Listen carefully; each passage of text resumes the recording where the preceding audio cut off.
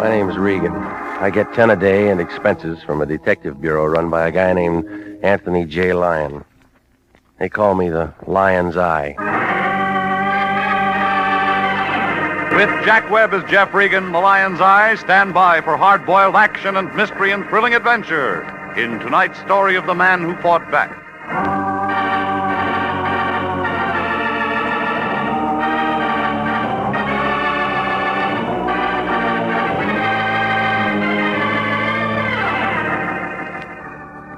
There's a street crammed in between Wilton and Van Ness in Hollywood. It's called Taft Avenue. It's a couple of blocks long, and it only got there because the city planners had a few tons of cement left over from the Coliseum. On the corner, there's a gray building poking its way up through a crack in the pavement. That's where I live. Apartment K.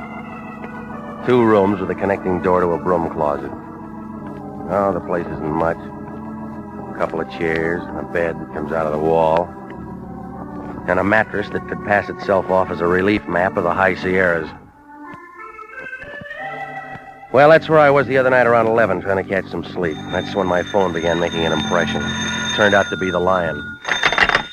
Hey, Regan, I'm glad I found you home. Are you alone? What's the matter? Did you lose your voice? Just a precaution. I got a hold of a good thing, and I don't want to lose it by indiscreet talk. Well, then write me a letter. We've just been hired. You start tonight. It'll keep till morning. Her name's Alice Lafarge. She'll meet you in a bar called the Princess across the street from Pershing Square. Get going. What's her trouble? She'll tell you all about it when you get there. Can't you tell me? I haven't got the time right now, but there's nothing to it. I'd handle it myself if I didn't have a big deal on. Flirting with widows in Pasadena, huh? So I got a social engagement. It helps our business. Pays to be seen in high society. And besides, the liquor's good. You just get over to see the Lafarge dame. And give me a ring in the morning and let me know how you make out. All right, lover. Hey, Regan. Huh? What should I take to my Pasadena girlfriend? Flowers or candy? You better take both. You're going to need all the help you can get.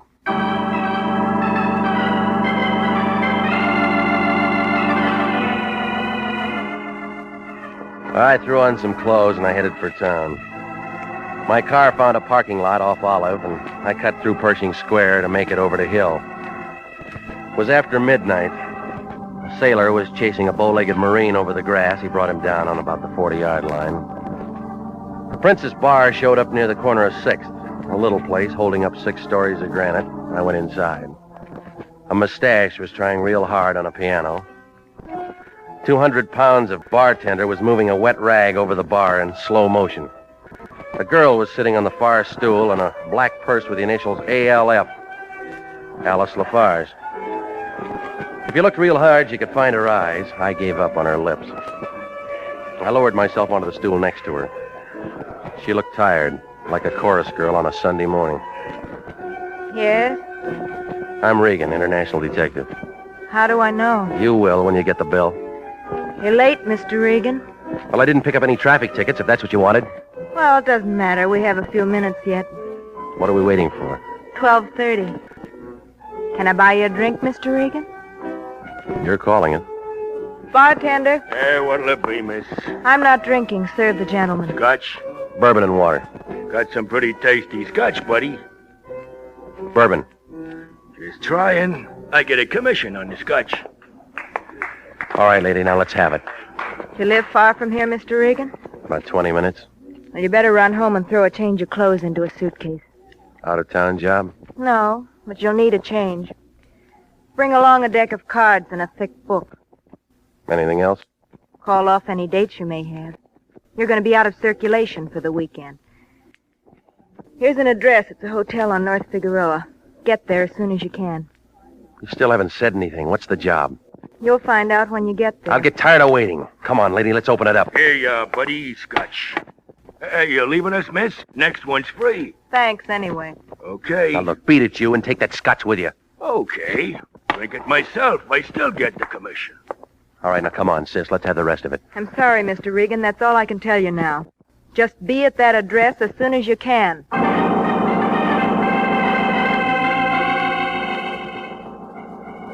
Now, she slid off the stool and moved for the front door. I caught a view of her in the mirror. There was nothing there to make a guy want an encore. Sandy hair, short, thin body that you could have slipped into a mailbox. Well, she threw the door shut behind her. A couple of seconds ticked by, and I moved out after her. I made the street just in time to see her climb into a cab and start up 6th. That's when I spotted the red Austin with an Illinois license. There was a Glen plaid sleeve sticking out of the left side, and that's all I got of the driver, except that he was doing a real bad tag job on the Lafarge girl.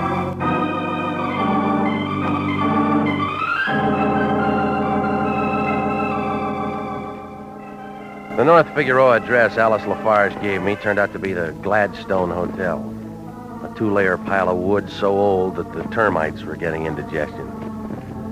A short guy with a shiny head was catching up on his reading in the lobby. He put down the seat catalog long enough to tell me that apartment 3B was upstairs in the back. A couple of knocks on the door, and Alice let me in. Sitting in the corner was a bush of gray hair and a white face.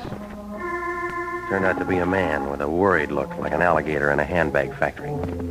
Shut the door, Alice. Yes, Dad. Thanks for coming, Regan. I'll let you know later if you're welcome.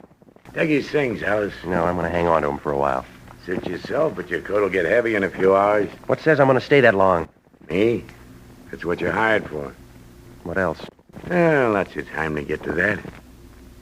Let's get to know each other first. You got a name? I'm Bill Lafarge. Sort of fancy, but I like it. Give me some more. Not much more. Just an old joker with nothing left but a few years and a regular dud. Mm-hmm.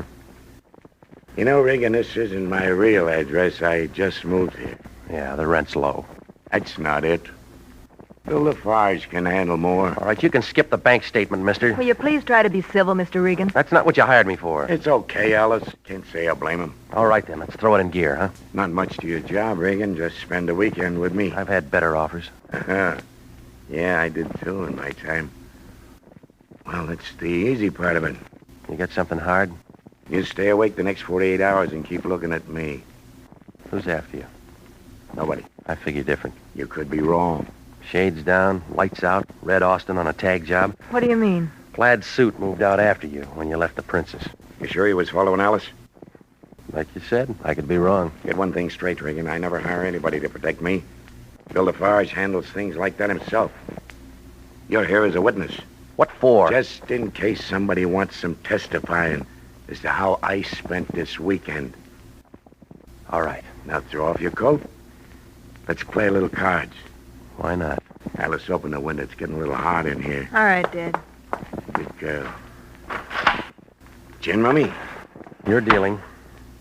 How high do you want to play? 2 bits if you...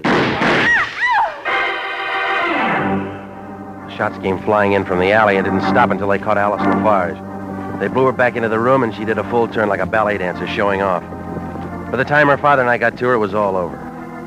The old man straightened up and began mumbling something about Red Austin. I stepped for the phone. I put in a call to Sanducci at Homicide.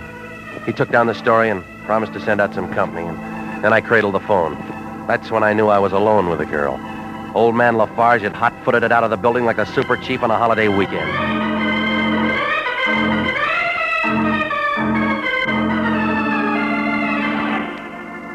Well, the boys from Homicide showed in a couple of minutes, and they had a few questions. I gave them what I had, and Sanducci tabled the rest until the next day.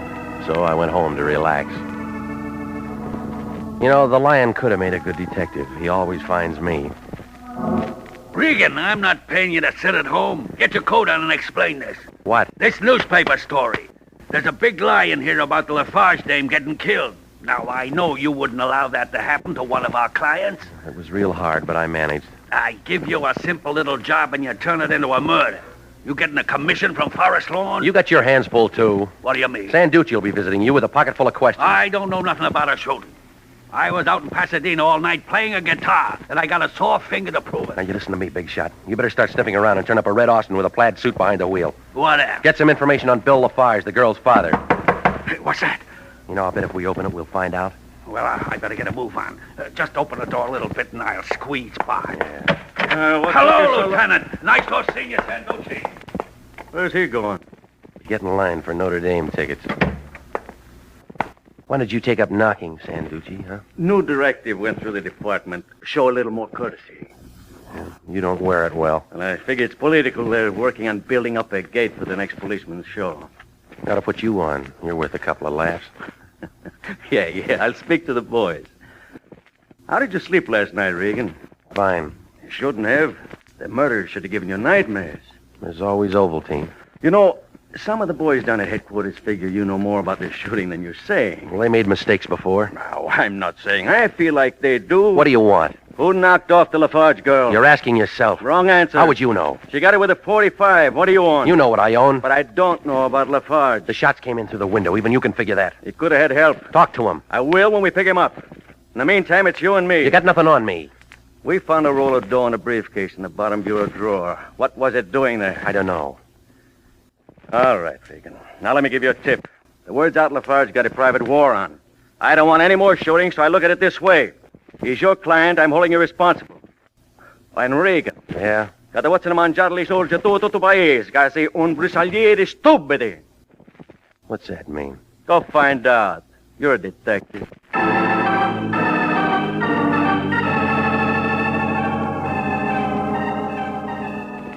Well, I don't suppose I'll ever find out. He slid out of the room, and I washed up and had a short breakfast at the corner drugstore and went through the morning paper. The Lafarge murder rated a lot of big type, and there was a picture of Alice right next to the weather report, slightly cooler. After the bottom showed in my coffee cup, I went over to the Hollywood Library. The city directory gave William Lafarge an Orange Drive home address and occupation printer. The yellow phone book turned up a Lafarge Preston print shop on Santa Monica near La Brea. It was a small place, the color of stale peanut butter, and it was tucked in between a pet store and a beauty parlor. When I stepped inside the front door, the bell rang, and a couple of pair of tortoise shell glasses covering a couple of deep blue eyes looked at me. She was a brunette with light skin and a voice that sounded like it was diving for sponges. The print shop smell got lost in all that taboo. Good morning, sir. May I help you? I'm looking for Mr. Lafarge. There's no Mr. Lafarge here. Sign outside says there is. It's an old one. Won't I do instead? Now, that's another chapter. Then turn the page. I think you'd enjoy it. You know, you ought to put out cards. Mr. Preston says business has picked up immeasurably since I started working here. Let's get back to Lafarge. I told you he's not here. Well, try Preston for me. He's very busy. Well, he can spare a couple of words. Now, wait a minute. Look You can't out. go in there. I'm sorry, Mr. Preston. I told him you were very busy. All right, Lois. Who are you? My name's Regan. I'm with International Detective. I got some questions about your partner. Of course. Please leave us, Lois. See you later, soldier. Cigar, Mr. Regan? No, I won't be here that long. Naturally, I'll be only too happy to tell you anything I can. It was such a shock reading about his poor daughter's death. A wonderful girl. Lafarge said that. Yeah, you'd say it, too, if you knew her. She was very good to him. Well, Mr. Regan, what specifically can I tell you? The book calls this place Lafarge Preston. Somebody's missing. Well, you see, Bill and I were in partnership for years. When he decided to pull out, I just planned to leave the name the same. When did he go? Just a few weeks ago. Did he give a reason? I don't know exactly. Implied he had enough money or was coming into some, I'm not sure. But it happened so sudden, left me a little short-handed. Still having trouble finding a first-class engraver to take his place. I left him sitting there chewing a panatella, and I moved out fast like a sailor on shore leave. It was about 11 and getting warmer. I picked up my car and went home. It took me 10 minutes to track down Sanducci. Yeah? Regan, What do you want me for? Fix a traffic ticket? look, I got something for you. Make it good. I've been talking with Preston down at the print shop. Yeah? Lafarge stepped out kind of fast carrying a roll. Mm-hmm. Now, look, he knew engraving. I figure you ought to take a good look at that money. It may turn up phony. I'm not impressed. All right, I gave it to you. Do what you want. Look, we checked into the dough already. It's absolutely legit. Now give up, Regan. Navy didn't. What's the matter, Regan? She turn you down? Who let you in? Stranger in town. Just catching the sights. Well, they're better outside. Ease off, Regan. You don't know who you're talking to. You know, the name's a blank, but you drive a red Austin. Yeah, it's not bad for a beginner. Hey, you got a drink around? Not for you, no.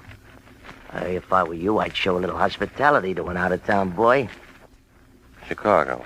South Side, huh? You're not being very nice. You weren't invited. But now that I'm here, that changes some things, huh? What do you want? A drink. No sale. Listen, fresh Get guy. your hands off me, punk. Are you against this? 45 always stops him. Like it did How about getting old Gus a drink, huh? 3 finger will do. Skip the water. You better fix one for yourself. No, you're the type that drinks alone. Oh, you better have one, Regan. It's gonna be your last. How do you figure? Well, I look at it this way. A guy like me gets hired to do a job. Comes 2,000 miles for it, then pulls a boner. Like knocking off the daughter instead of Lafarge, huh? Yeah, that's it. Top that off with a witness sitting in the same room who spots my Red Austin. Now, let me ask you something. Can I leave him around breathing good air? According to me, no.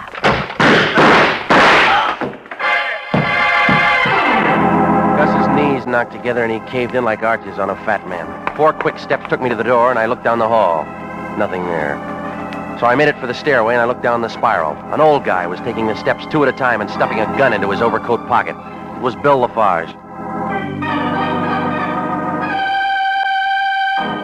You were listening to the story of the man who fought back. Tonight's adventure with Jeff Regan, Investigator.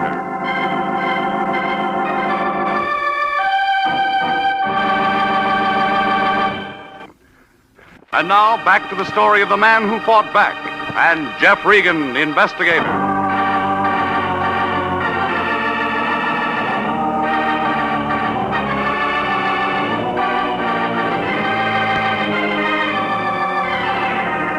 Well, things were moving kind of fast.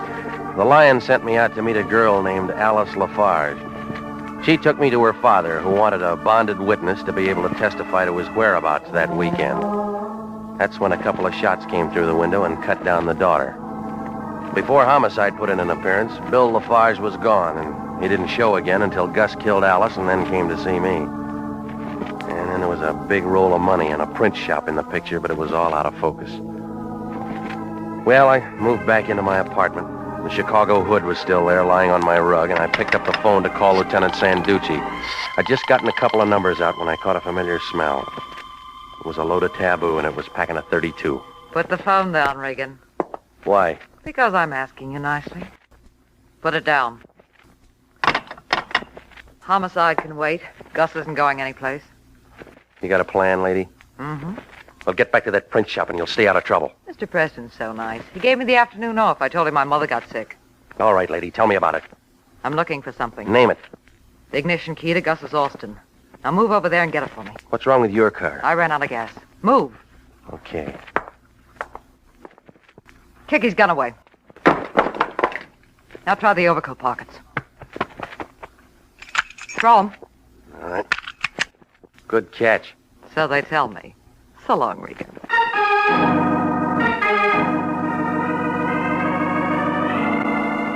I put in a quick call to homicide, and then I waited a couple of minutes to give her a chance to get a head start. When I stepped out of the building, the Red Austin was just turning the corner. I followed in my car. We wound up in Glendale.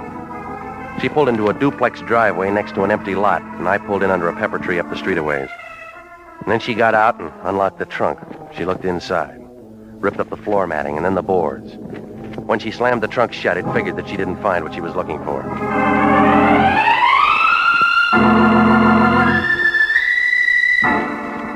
Well, 25 minutes later, I found the Lion sitting behind his desk down at the office. He had a bottle of beer in one hand and a package of Sen-Sen in the other. Spread out in front of him was a typewritten piece of paper that he'd just slipped out of his Remington. He had a puzzled look, like a little boy caught in a mixmaster. Regan, where you been? Around. I've been looking all over for you. Sanducci's been calling in every 3 minutes. What's he want? The story on how Gus got laid out in your apartment. Well, I'll drop him a note. He wants it now. He's got time. He doesn't come up for a pension for years. They turn up Lafarge yet? No, but I turned up something. What would you say if I told you Lafarge did time once? On a counterfeit rap? How'd you know? It figured. That lowest name is scratching around for something. The feds put him away for 10 years for making up some phony bonds or stocks or something like that. Uh-huh. How's his daughter fit? She waited for him till he got out and then tried to help him play it straight. What'd you get on Gus? Who cares about him? Lois. Lafarge wasn't in on that bond job alone. Who else? He had a partner, the guy who runs the print shop, Preston. Oh, you're doing better. I figure it this way. Preston's got a new racket, and J. Edgar would be real happy to know all about it. Yeah. We're gonna be the ones to tell him. How much is the reward? I don't even know if there is one. Oh, stop it. When gold went up to $35 an ounce, you pulled your mother's teeth. Regan, you're getting out of line. And then you bawled her out for not having more cavities. Now, you get over to Preston and have a talk with him. Yeah. Regan. Yeah. Remember, if we crack this thing, it'll mean more money in your pocket, too. There's no room for it with your hand there already.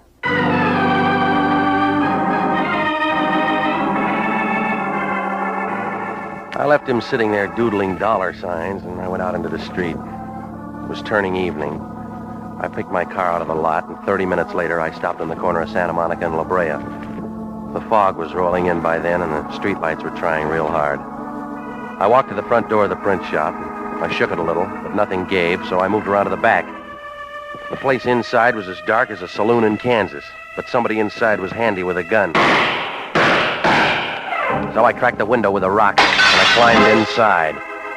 It smelled like target practice on a rifle range. Preston was curled up on the floor like a piece of wet tissue paper, and there were 2 holes in him.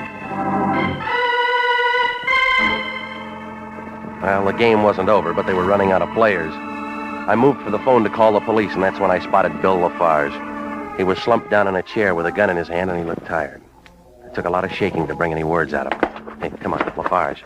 Hey. Stop shaking. I'm up. He dead? Yeah? Yeah, he was a bum. You want to give me that gun? Sure. You got a call into the cops?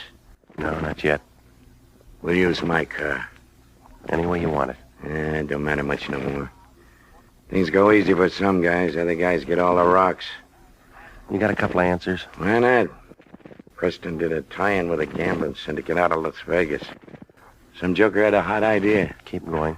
Counterfeit 20,000 New Year's Day bowl tickets and sell them on the open market at $5 plus.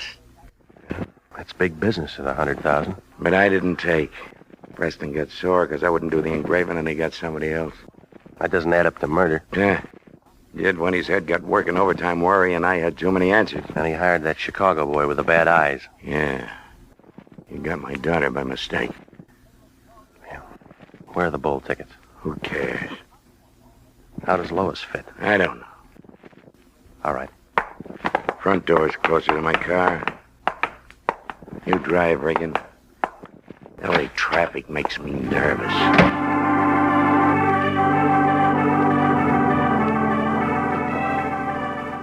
Well, Lafarge was driving a Nash, and it was parked at a filling station. We fought the night traffic downtown to police headquarters and tore Sanducci away from his pinochle game.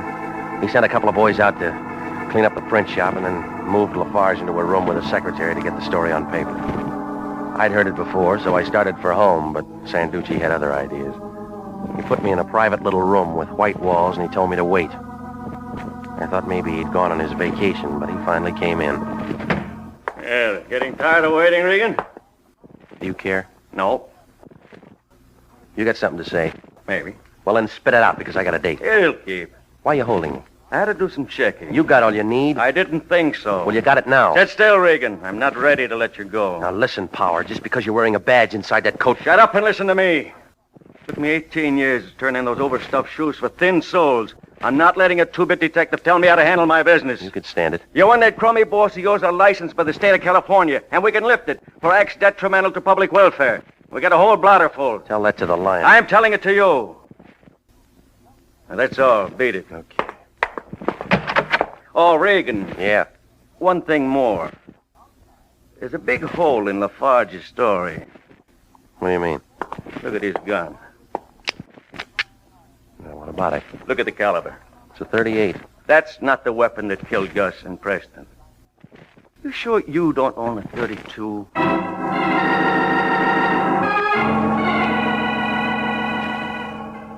Well, Lafarge was more used up than he figured. He couldn't tell where the dream left off and the murders began. Oh, the whole thing was a screwy picture, but the artist had a woman's touch. 25 minutes later, I pulled my car to a stop in front of a lemon-colored duplex out in Glendale. A high school boy, breathing hard, told me that the good-looking girl lived upstairs. I just hit the top of the landing when the door of her apartment opened and a couple of pieces of airplane luggage moved out. Her ticket didn't show, but it figured to be marked for Las Vegas. When Lois saw me, she looked kind of confused, like a penguin in Death Valley. Regan, Hey, your memory's good. I wish you'd told me you were coming. I'd have dressed for it. Oh, it's better this way. You're fixed for traveling. What do you mean? We talk about it inside, huh? I'd like to, you know that, but I have a few things... Come on, move it, lady. Well, what's come over you? What's inside the suitcase? You can work that out yourself, Regan. You've been by a woman's shop. Throw it open. It'll embarrass you. I'll take a chance. All right, now dump it over. Come on, sis, your time's running out. Oh, yeah, sure. Preston had the tickets in an asbestos box hidden in the furnace. I finally turned them up. Regan, they're worth over $100,000. Yeah, that's what Lafarge said. I know where to unload them. It won't do you any good. What do you mean? There's no PX at Tehachapi. Come on, don't scramble for that 32. It's out of reach. Let go of me! You threw those holes into Gus and Preston, figuring homicide would stick Lafarge with a rap, knowing he was out for revenge. Let me go! Even the old guy didn't know what was going on. No, he didn't. No, but ballistics did. Regan, Yeah, this could mean a lot of dough to us, you and me. We form a partnership. your forehead's getting damp. Don't be a piker. Here's your chance to really turn into something. Well, now you can check with me when you get out, lady, to see if I made it.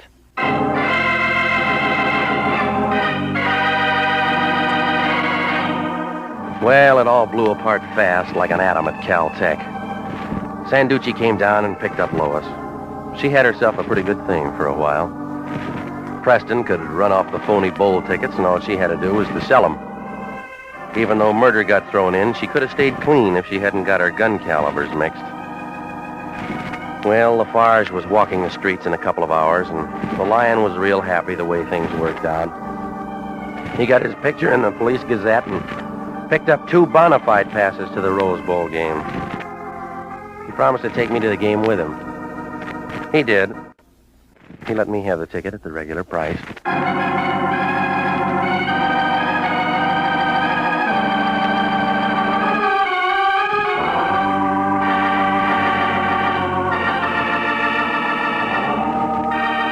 Jack Webb is featured as Jeff Regan with Herb Butterfield as Anthony J. Lyon. It's CBS at the same time next week for more hard-boiled action and mystery with Jeff Regan, Investigator. Written by Larry Roman, produced by Sterling Tracy. Alice was played by Lorette Philbrandt. Charles Seal was Preston. Ken Christie was Lafarge. Jack Petruzzi was Sanducci. Yvonne Patey was Lois. And Sidney Miller was Gus.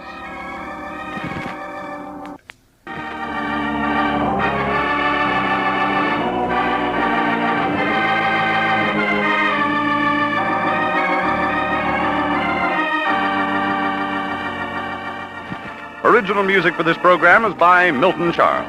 Bob Stevenson speaking. This is CBS, the Columbia Broadcasting System.